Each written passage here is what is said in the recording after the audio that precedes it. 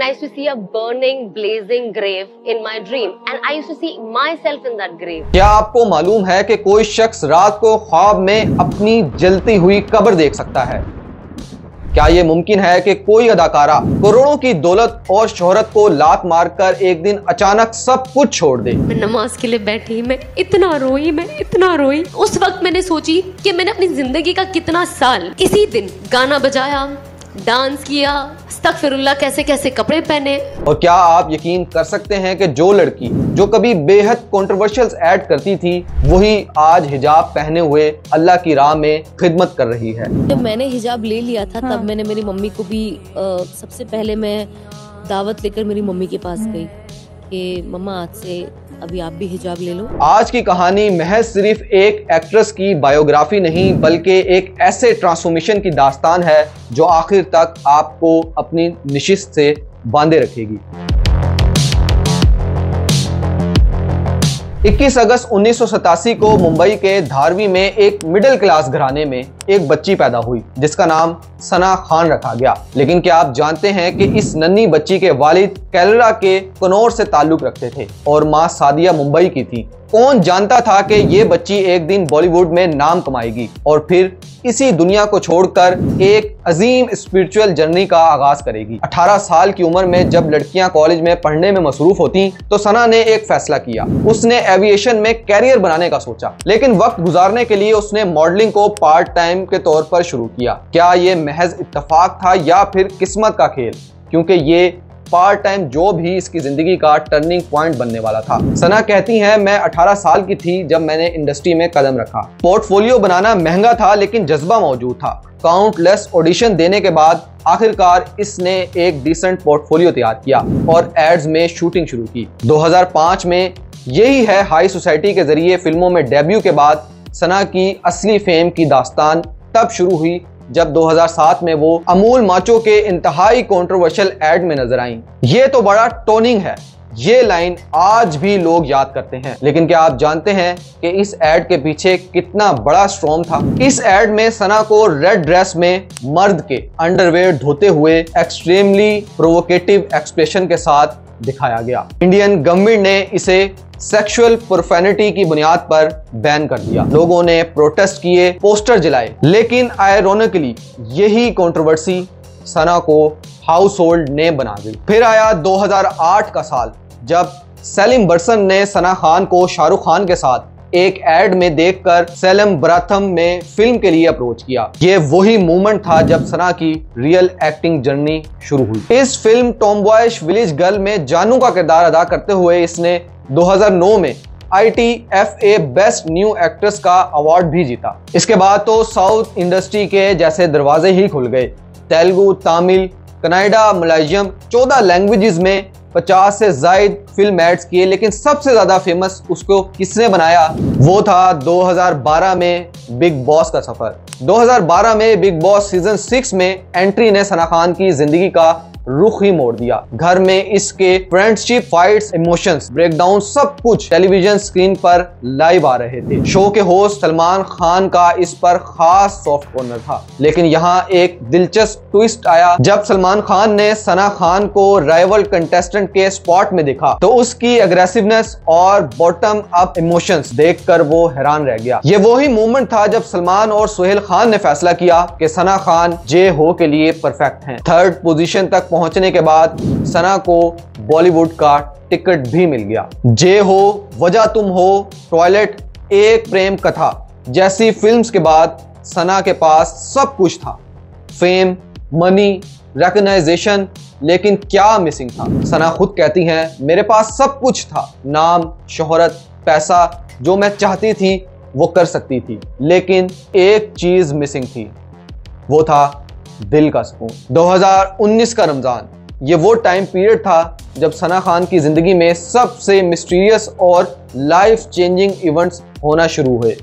क्या आप यकीन कर सकते हैं कि इसने ख्वाब में अपनी कब्र देखी? सना खान ने बताया कि मैं अपने ख्वाबों में बर्निंग ब्लेजिंग ग्रेव यानी जलती और भड़कती हुई कब्र देखती थी और मैं खुद को उस कब्र में मौजूद देखती थी। इसी दौरान 2019 में कोरियोग्राफर मेलविन लुइस के साथ रिलेशनशिप पब्लिक हुआ। सना ने इससे बेपनाह मोहब्बत की। शादी के प्लान्स बनाए, लेकिन फिर आया हार्ट ब्रेकिंग मोमेंट जब 2020 में इसने ये डिस्कवर किया कि मेलविन इसके साथ चीटिंग कर रहा है। और यहाँ कहानी और भी डार्क होती जाती है। सना ने एलिगेशंस लगाए कि मेलविन ने सिर्फ चीटिंग नहीं की बल्कि उसने डोमेस्टिक वायलेंस भी किया है। उसने मुझे मारा, मेरे सर पर मारा और मुझे बहुत सारे जख्म दिए। I had broken my head and there are bruises on my face which I have. I'll show you the picture post the interview which I have still not posted. Okay, and I've not spoken about. So this guy was abusive. This guy had, of course, domestic violence was there. He's beaten me up, kuch every time holding the neck. I have bruises and everything which I'll show you with date and the conversation where he told me sorry.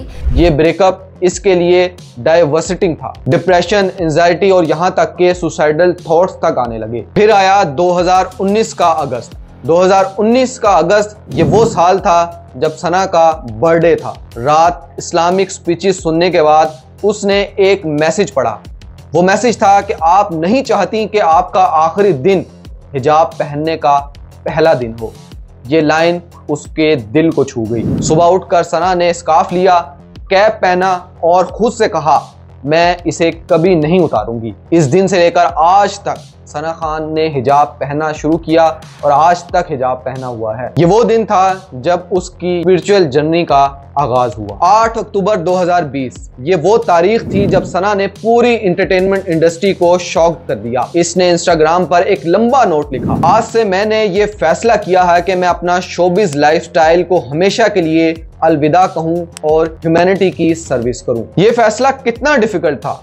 सना कहती हैं कि इंसान के दुनिया में आने का मकसद सिर्फ ये है कि वो वेल्थ और फेम कमाए। उन्होंने अपने क्रिएटर के ऑर्डर फॉलो करने का फैसला किया और फिर आया ब्यूटीफुल ट्विस्ट जिसका कोई इंतजार नहीं कर रहा था। 21 नवंबर 2020 को सना की शादी हुई मुफ्ती अंस सईद से। लेकिन ये कोई ऑर्डिनरी लव स्टोरी नहीं थी। अंस सना से 7 साल छोटा था। जब प्रपोजल आया तो सना ने कहा ये कैसे होगा कि मेरा हस्बैंड 7 साल छोटा है मुझसे। लेकिन जब उसने अंस को अपने फ्रेंड के लिए पैशनेट प्रेयर्स करते सुना तो उसका दिल पिघल गया। सना कहती हैं कि मैंने खुद से पूछा कि मेरा कोई एक भी फ्रेंड है जो मेरी डेथ के बाद मेरे लिए इतनी अच्छी विशेस करे। मुझे एहसास हो गया कि मेरे पास कोई नहीं है। शादी के बाद लोगों ने कहा कि ये शादी सिर्फ 3 मिनट में टूट जाएगी। कुछ ने कहा कि 6 महीने में डिवोर्स हो जाएगी और कुछ ने कहा कि इनके तो बच्चे ही पैदा नहीं होंगे। लेकिन सना ने हर क्रिटिसिज्म को पॉजिटिव एटीट्यूड के साथ हैंडल किया। Even when I got married, they feel Sana is here, and then they compared my husband. I said, पागल तुम्हारी आंखों में पर्दा है। Sana is here and the husband is here. You don't know his value. He's the Heera in the कोयला। 2023 में उनका पहला बेटा पैदा हुआ, सयाद तारिक जमील, और 2025 में दूसरा बेटा सयाद हसन जमील। सना कहती हैं जो कुछ आप आज मेरे अंदर देखते हैं, टॉकिंग, थिंकिंग, ये सब मेरे हस्बैंड की वजह से है।